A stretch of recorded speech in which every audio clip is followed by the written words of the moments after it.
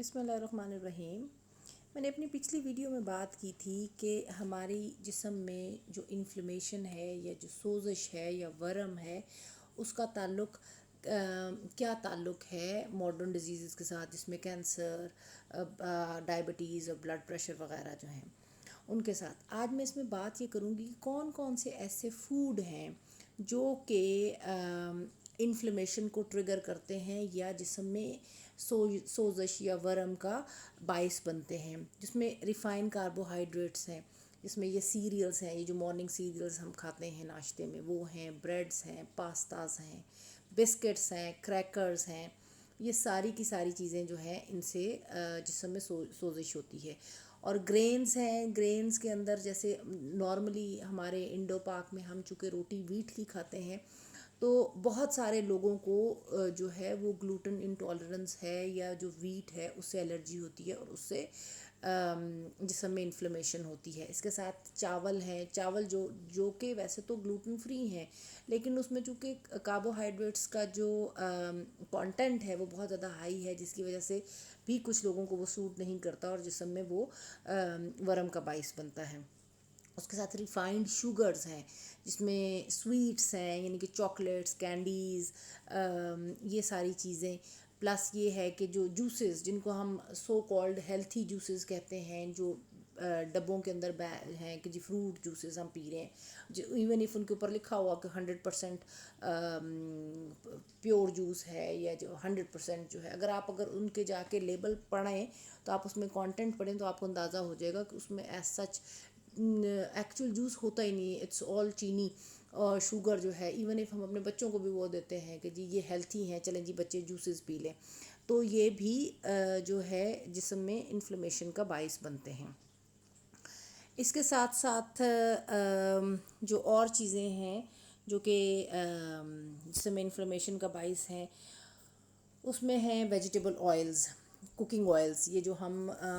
जिससे हम कुकिंग करते हैं, जिसमें वेजिटेबल ऑयल्स हैं, कॉर्न ऑयल है, सनफ्लावर ऑयल है, ये सारे के सारे जो ऑयल्स हैं इनके अंदर ओमेगा 6 फैटी एसिड्स होते हैं जो कि जिस्म में इन्फ्लेमेशन का या सोज़श का बाइस जो है वो बनते हैं।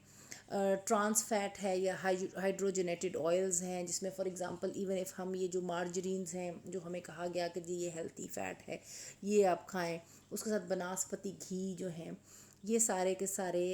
जिस्म में इन्फ्लेमेशन का बाइस बनते हैं। डेयरी है जिसमें बहुत कुछ लोग हैं जिनको जैसे लैक्टोज़ इंटॉलरेंस होती है। और दूसरी बात यह है कि अब आजकल चूँकि दूध जो है वो काफ़ी हद तक जो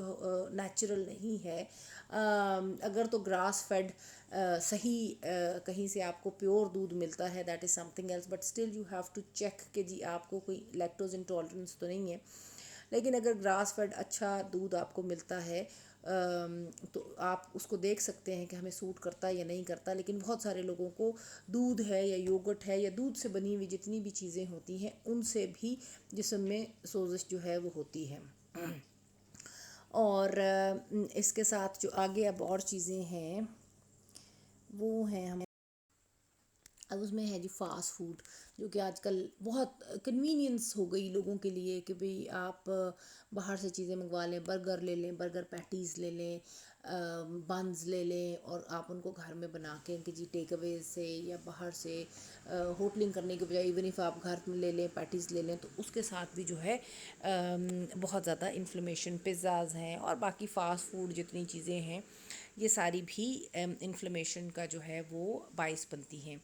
उसके साथ है पैकेज और प्रोसेस्ड फूड्स, जिसमें मतलब कि हमें जो बने बनाए फूड मिलते हैं जिसमें सॉसेजेस हैं या कबाब हैं या ये जो चिकन नगेट्स और इस टाइप की चीज़ें जो हम बच्चों के लिए हेल्थी करके लेते हैं, कि हम बजाय इसके कि उसे बहुत बेहतर है कि अगर हम उनको घर बना के कुछ दे सकें इंस्टेड ऑफ कि वो उसके उसमें अंदर बहुत ज़्यादा प्रिजर्वेटिव्स वगैरह डाले हुए होते हैं तो वो जिस्म में इन्फ्लेमेशन का बाइस बनते हैं। उसके साथ साथ अल्कोहल है, अल्कोहल जो है वो जिस्म में इन्फ्लेमेशन का बाइस बनती है। ये वो सारी चीज़ें हैं जो इनकी बस एक लिस्ट है। अब आपको ये देखना पड़ेगा कि भी मुझे इसमें से कौन सी चीज़ सूट करती है, या मुझे इनमें से कौन सी चीज़ जो है जिससे इन्फ्लेमेशन होती है, या कौन से ट्रिगर्स होते हैं। हर बंदा अपने अपने ट्रिगर्स जो हैं उनकी एक लिस्ट बना सकता है। आप लिख सकते हैं कि मुझे ज़रूरी नहीं कि हर बंदे को हर चीज़ जो है उससे इन सारी, बट मोस्ट लाइकली इन चीज़ों के साथ इन्फ्लेमेशंस होती हैं, लेकिन कुछ उसमें से होंगी जिन वर्स आपकी इन्फ्लेमेशन होगी, और कुछ ऐसे होंगे कुछ जो शायद आपके लिए उतने ज़्यादा प्रॉब्लमेटिक ना हों। बट आपको ये खुद से देखना पड़ेगा, हर बंदे को अपना थोड़ा नोट करना पड़ेगा कि मुझे कौन सी चीज़ सूट कर रही है और कौन सी नहीं सूट कर रही,